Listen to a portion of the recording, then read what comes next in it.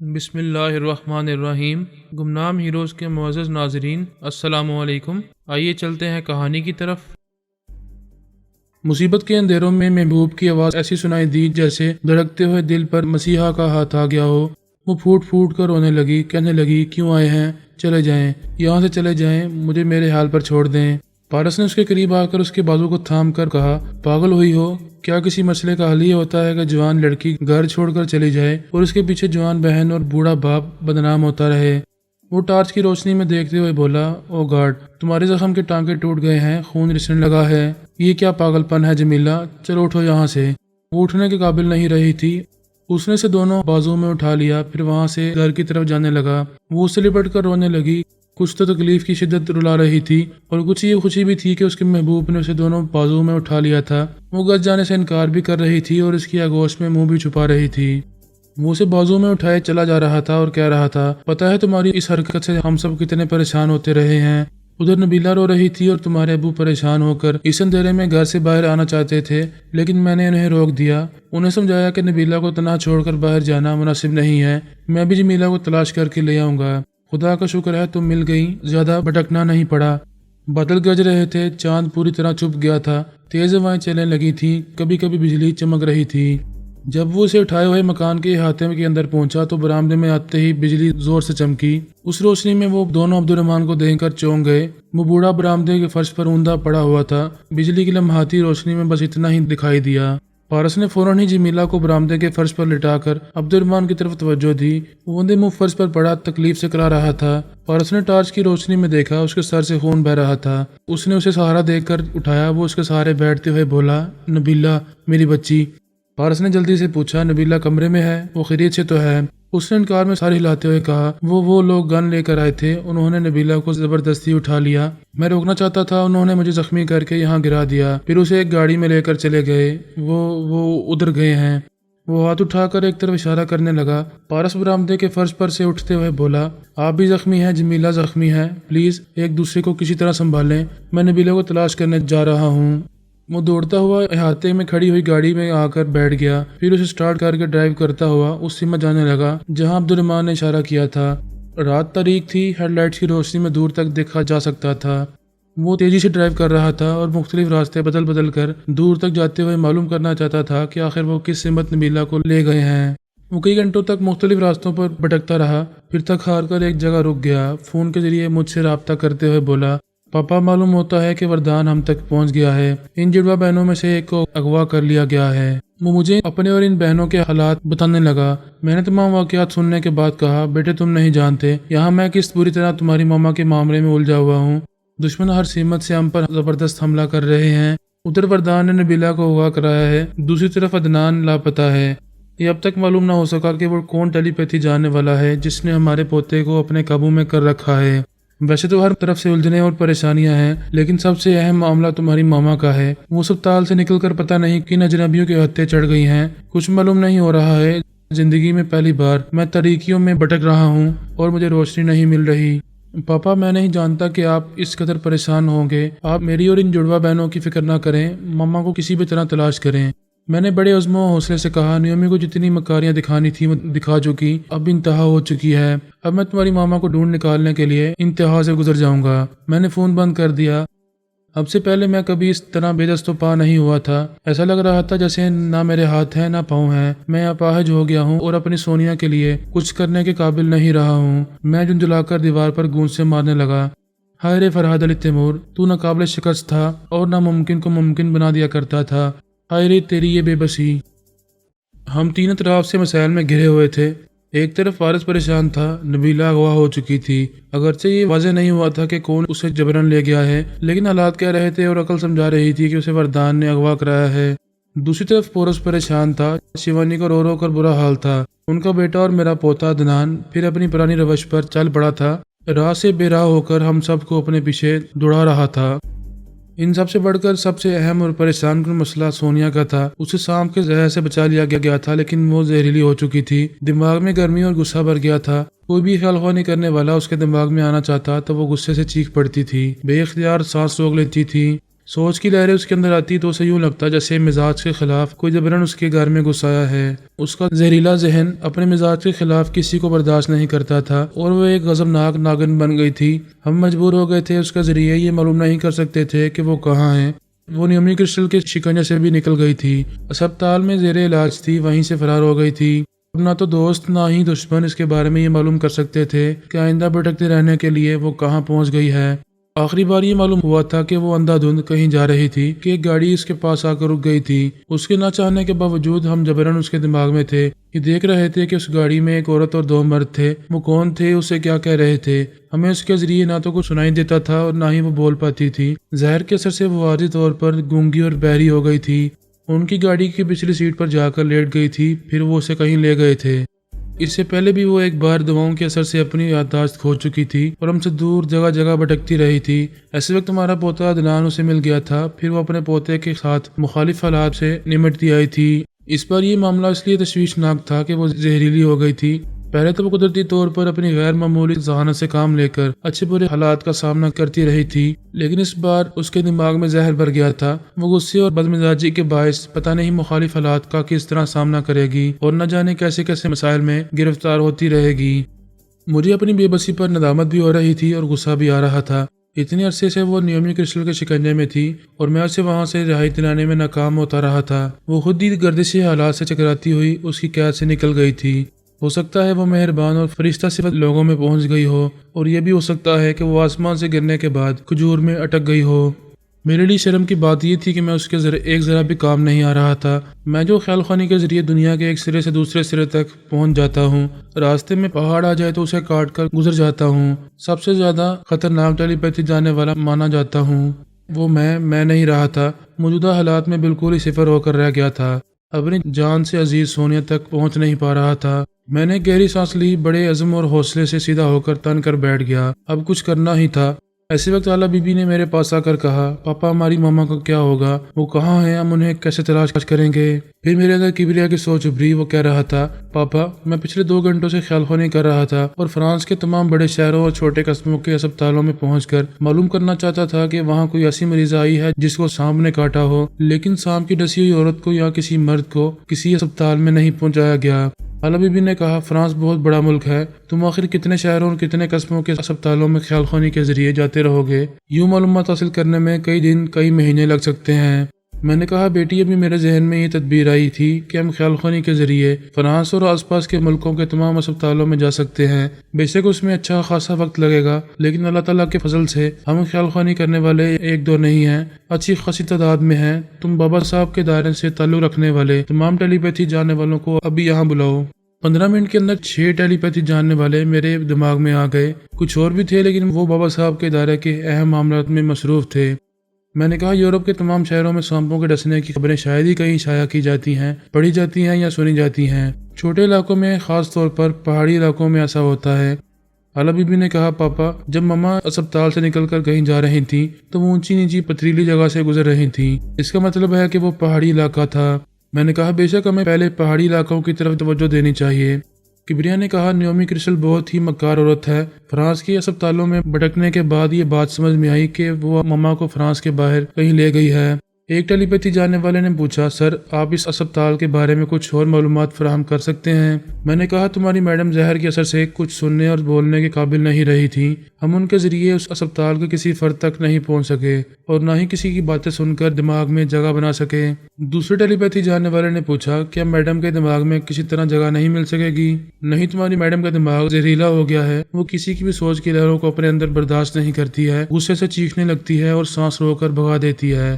کبریا نے کہا، پاپا بہت وقت گزر گیا ہے، ہو سکتا ہے مما کا غصہ کچھ کم ہو گیا ہو، ہمیں پھر ایک بار ان کے پاس جانا چاہیے۔ تمام ٹیلی پیتھی جاننے والے میرے اندر موجود تھے۔ میں نے خیال خوانی کے ذریعے سونیا کے اندر پہنچ کر دیکھا تو وہ گہری نیند میں تھی۔ اس کے خوابیدہ خیالات ایک دوسرے سے گڈمڈ ہو رہے تھے اور وہ الٹے سیدھے بے ترتیب خواب دیکھ رہی تھی۔ میں نے بڑے پیار سے مخاطب کیا، سونیا میری جان، میں آیا ہوں، میں تمہارا فرہاد ہوں، مجھے پہچانو۔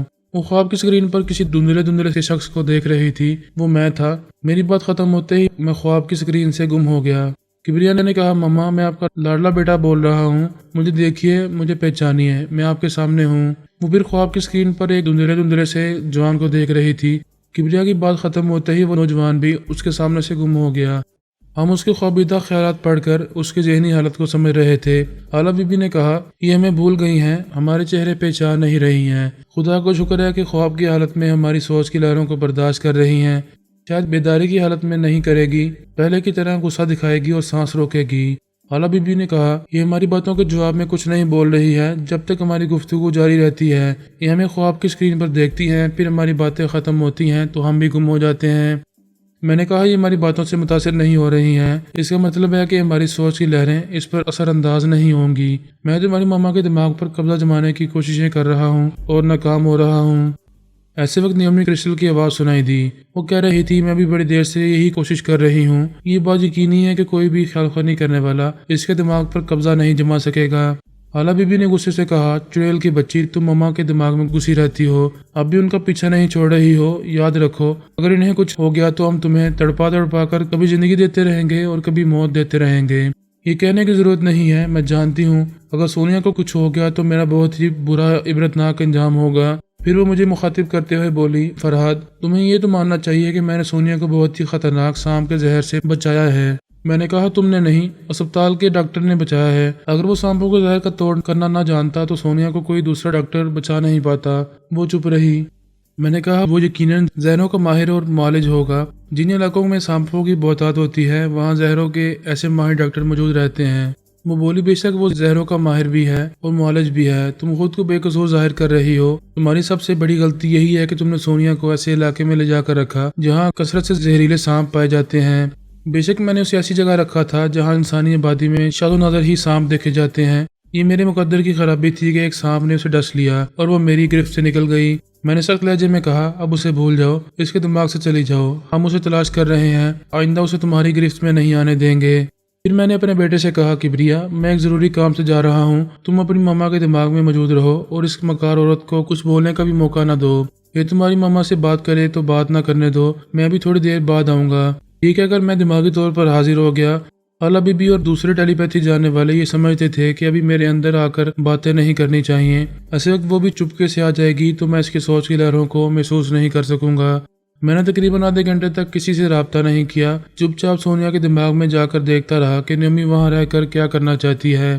اس کے دماغ میں خاموشی تھی، نیومی کچھ نہیں بول رہی تھی، شاید وہاں سے جا چکی تھی، اور یہی بات تھی، وہ اپنے دستے راست کاشف جمال کے پاس پہنچی ہوئی تھی۔ جیسا کہ میں پہلے بیان کر چکا ہوں، اب وہ میری قربت حاصل کرنے کے لیے دوسری چال چلنے والی تھی۔ اس نے کاشف جمال سے کہا تھا، آئندہ میں ایسا ڈرامہ پلے کروں گی کہ فرحاد کو میری موت کا یقین ہو جائے گا۔ اس طرح مجھے دو فائدے حاصل ہوں گے، ایک تو یہ کہ وہ سونیا کے معاملے میں مجھ سے انتقام لینے کے لیے مجھے تلاش نہیں کرے گا، صبر کر کے بیٹھ جائے گا کہ میں تو مر چکی ہوں۔ دوسرا فائدہ یہ ہوگا کہ میں سونیا کی گمشدگی سے فائدہ اٹھاؤں گی، اسے کبھی فرحاد تک پہنچنے نہیں دوں گی، اسے یہ یقین دلاؤں گی کہ اس کی گمشدہ سونیا اس کے پاس آ چکی ہے، اور اس طرح میں مکمل سونیا بن کر اس کے ساتھ رہا کروں گی۔ اس نے اپنے طور پر بڑی اچھی پلاننگ کی تھی۔ اگر وہ مجھے اپنی موت کا یقین دلا دیتی تو اس کے بعد میں کبھی یہ شبہ نہ کرتا کہ وہ پھر سونیا بن کر میرے قریب آ گئی ہے۔ اپنی اس پلاننگ پر عمل کرنے کے لیے یہ لازمی تھا کہ وہ خود پر ترمیمی عمل کراتی اور اپنے ذہن سے نیومی کرسٹل کی شخصیت کو مٹا دیتی۔ اس طرح میں اس کے چور خیالات پڑھتا تو کبھی یہ مجھے معلوم نہ ہوتا کہ وہ مجھے سونیا بن کر دھوکہ دے رہی ہے۔ نیومی اس وقت سونیا کے دماغ سے نکل کر کاشف جمال کے پاس آ گئی، اس سے بولی، فرحاد اور اس کے ٹیلی پیتھی جاننے والے سونیا کے دماغ میں 24 گھنٹے رہیں گے، اس کا پیچھا نہیں چھوڑیں گے، مجھے وہاں کسی طرح کی چال چلنے کا موقع نہیں دیں گے۔ بہتر یہی ہے کہ پہلے میں اپنا تحفظ کروں، فرحاد کو یہ پوری طرح یقین دلا دوں کہ میں مر چکی ہوں۔ کاشف جمال نے پوچھا، کیا ابھی تم پر ترمیمی عمل کیا جائے گا؟ ہاں، ابھی تم مجھ پر عمل کرو گے، اس سے پہلے میں تم پر عمل کر چکی ہوں، تمہارے ذہن میں یہ بات نقش کر چکی ہوں کہ تم میرے دماغ میں کون کون سی اہم باتیں نقش کرو گے۔ ان طے شدہ باتوں کے علاوہ ایک لفظ بھی نہیں بولو گے، نہ ہی مجھے دھوکہ دو گے اور نہ ہی اپنے ترمیمی عمل کے ذریعے مجھے اپنی معمولہ اور تابعدار بناؤ گے۔ میں تمہارا معمول اور تابعدار ہوں، تمہاری نافرمانی کبھی نہیں کرتا۔ مجھ پر بھروسہ نہ کرو لیکن اپنے ترمیمی عمل پر کرو۔ تم میرے ذہن میں یہ باتیں نقش کر چکی ہو کہ میں تم سے غداری نہیں کروں گا، تمہیں دھوکہ نہیں دوں گا، تو پھر ایسا نہیں کروں گا۔ بے شک مجھے اپنے ترمیمی عمل پر بھروسہ ہے، تم مجھے دھوکہ نہیں دے سکو گے، پھر بھی میں محتاط رہنا چاہتی ہوں۔ ابھی تمہارے پاس ایک شخص آئے گا، وہ میرا معمول اور تابعدار ہے۔ میں نے اس کے دماغ میں یہ بات نقش کی ہے کہ جب تم مجھ پر ترمیمی عمل کرتے رہو گے تو وہ مجھے گن پوائنٹ پر رکھے گا۔ تم عمل کرنے کے دوران میں مجھے اپنی معمولہ اور تابعدار بنانے والی کوئی بھی بات کرو گے تو وہ تمہیں گولی مار دے گا۔ تم میری مالکہ ہو، مجھ پر تمہارا اختیار ہے، تم اپنے اطمینان کے لیے جو کرنا چاہتی ہو کرو، میں تمہارے احکامات کی تعمیل کرتا رہوں گا۔ تھوڑی دیر بعد ایک شخص اس بنگلے میں آیا۔ نیومی نے کاشف جمال سے کہا، میں اسے اپنے ساتھ لائی ہوں، اس کے ساتھ کسی کمرے میں جاؤ اور دروازے کو اندر سے بند کر لو۔ اس نے حکم کی تعمیل کی، اس شخص کے ساتھ چلتا ہوا ایک کمرے میں آیا، دروازے کو بند کرتے ہوئے بولا، اب کیا حکم ہے؟ میں یہاں اپنے بیڈ پر آرام سے لیٹ گئی ہوں، آنکھیں بند کر رہی ہوں، تم میرے اندر آؤ اور ترمیمی عمل شروع کرو۔ پھر وہ اپنے دوسرے معمول اور تابعدار سے بولی، تم کاشف جمال کو گن پوائنٹ پر رکھو، تمہیں جو ہدایت دی گئی ہے اس کے مطابق عمل کرو گے۔ اگر یہ مجھے معمولہ اور تابعدار بنانے والی کوئی بھی بات کرے گا تو فوراً اسے گولی مار دو گے، ورنہ اس کے دوست رہو گے اور اسے کوئی نقصان نہیں پہنچاؤ گے۔ کاشف جمال اس کے دماغ میں پہنچ گیا۔ وہ اپنے جسم کو ڈھیلا چھوڑ کر چاروں شانے چت لیٹی ہوئی تھی اور آنکھیں بند کر چکی تھی۔ وہ اس کے حکم کے مطابق عمل کرنے لگا۔ جب وہ اس کے زیر اثر آ گئی تو اس نے کہا، نیومی کرسٹل، تم میرے حکم سے اپنی زندگی میں اہم تبدیلیاں لاؤ گی۔ وہ ایک معمولہ کی حیثیت سے سحرزدہ ہو کر بولی، میں تمہارے حکم کے مطابق اپنی زندگی میں اہم تبدیلیاں لاؤں گی۔ تم اپنی آواز اور لہجہ ہمیشہ کے لیے بھول جاؤ گی، تمہارے ذہن میں صرف سونیا کی آواز اور لہجہ نقش رہے گا۔ وہ تابعداری سے اس کے احکامات کو دہرانے لگی۔ کاشف جمال نے ایک عامل کی حیثیت سے کہا، نیومی کرسٹل اور سونیا کی آواز اور لب و لہجے کی تبدیلی کا ایک وقت مقرر ہوگا۔ تم اس تنویمی عمل کے 6 گھنٹے بعد فرات سے رابطہ کرو گی اور اپنی موت کا ڈرامہ پلے کرو گی۔ وہ بولی، میں تنویمی عمل کے 6 گھنٹے بعد فرات سے رابطہ کروں گی اور اپنی موت کا ڈرامہ پلے کروں گی۔ ایسے وقت میں خاموشی سے تمہارے اندر موجود رہوں گا۔ جیسے ہی تم آخری ہچکی لوگی، میں بڑی آہستگی سے تمہارے اندر ٹک کا لفظ ادا کروں گا۔ یہ لفظ ٹک ایک حکم ہوگا کہ نیومی کرسٹل کی آواز اور لب و لہجہ ہمیشہ کے لیے بھول جاؤ اور تم بھول جاؤ گی۔ وہ اپنی نمائشی موت کی بڑی زبردست پلاننگ کر چکی تھی۔ جب کاشف جمال اس کے دماغ میں ٹک کا لفظ استعمال کرتا اور وہ تنویمی عمل کے مطابق اپنی آواز اور لب و لہجہ ہمیشہ کے لیے بھول جاتی تو میری سوچ کی لہریں اس کے دماغ سے نکل جاتی، کیونکہ اس کی آواز اور لب و لہجے کے ختم ہونے کا مطلب یہ ہوتا کہ وہ مر چکی ہے۔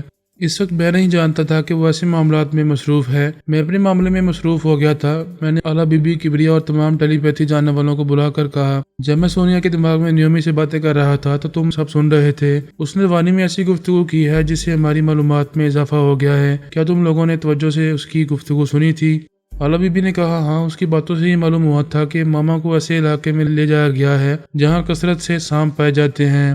ایک ٹیلی پیتھی جانے والے نے کہا، یورپ کے کئی ملکوں میں سانپ پائے جاتے ہیں لیکن وہ قابل ذکر نہیں ہوتے۔ افریقہ کے تمام ملکوں میں سانپوں کی بہتات ہے۔ اگر آپ حکم دیں تو ہم افریقہ کے شمالی علاقوں کے ملکوں اور شہروں میں پہنچ کر معلومات حاصل کریں۔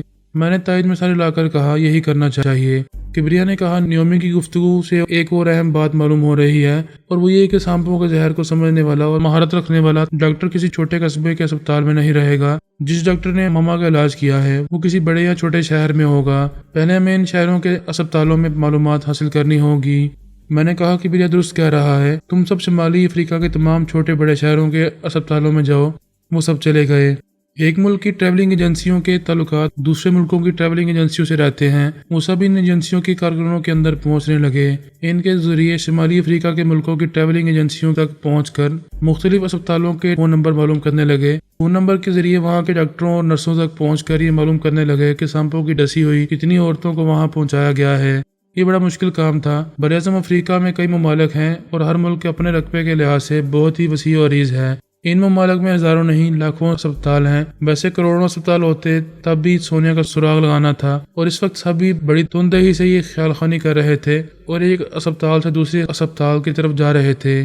یہ معلوم ہو رہا تھا کہ کتنی ہی جوان اور بوڑھی عورتوں کو کتنے ہی اسپتالوں میں لایا گیا تھا جنہیں سانپوں نے ڈس لیا تھا۔ ان میں سے کچھ عورتیں مر چکی تھیں، کچھ زندہ تھیں، لیکن ایسی کوئی نہیں تھی جو اسپتال سے فرار ہو گئی ہو۔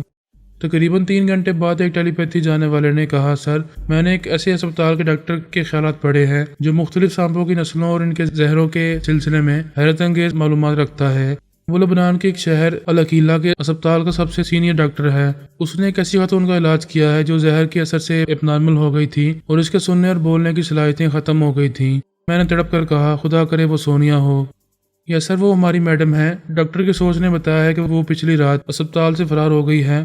میں اپنی بیٹی اور بیٹے کے ساتھ فوراً ہی اس ٹیلیپیتھی جاننے والے کے دماغ میں آیا۔ اس نے ہمیں اس ڈاکٹر کے پاس پہنچا دیا۔ ہم سب اس ڈاکٹر کے اور اسپتال کے ان تمام ملازمین کے دماغوں میں پہنچنے لگے جو علاج کے دوران سونیا کو اٹینڈ کرتے رہے تھے۔ ان سب کے مشترکہ خیالات یہی تھے کہ ہماری سونیا وہاں زیر علاج تھی اور وہ اسی علاقے کے ایک بنگلے میں رہتی تھی۔ جب اسے اسپتال میں ایڈمٹ کیا گیا تھا تو اس کا رہائشی پتہ بھی لکھوایا گیا تھا۔ اسے اسپتال میں داخل کرانے والا کاشف جمال کا فرضی نام عاصم بن زید لکھایا گیا تھا۔ میں یہ بیان کر چکا ہوں کہ کاشف جمال نے ایک بار ایک نرس کو 10,000 روپے رشوت کے طور پر دیے تھے اور اسے کہا تھا کہ میں چند گھنٹوں کے لیے جا رہا ہوں، میری عدم موجودگی میں میڈم کے پاس رہا کرو، کوئی بھی پرابلم ہو تو فوراً فون پر مجھے اطلاع دو۔ میں نے اس نرس کے خیالات پڑھے، پتہ چلا وہ کاشف جمال پر مر مٹی تھی، اس کے ساتھ جذباتی لمحات گزارنا چاہتی تھی لیکن وہ اسے نظر انداز کرتا رہا تھا۔ اس کے خیالات نے بتایا کہ لبنان کے شمالی ساحلی شہر بن غازی سے تقریباً 350 کلومیٹر کے فاصلے پر شہر العقیلہ ہے۔ وہاں دریا کے ساحل پر دور تک چھوٹے بڑے خوبصورت بنگلے ہیں۔ ایسے ہی ایک بنگلے میں عاصم بن زید یعنی کاشف جمال رہتا ہے۔ وہ اس سے ملنے کے لیے وہاں بنگلے میں جا چکی ہے۔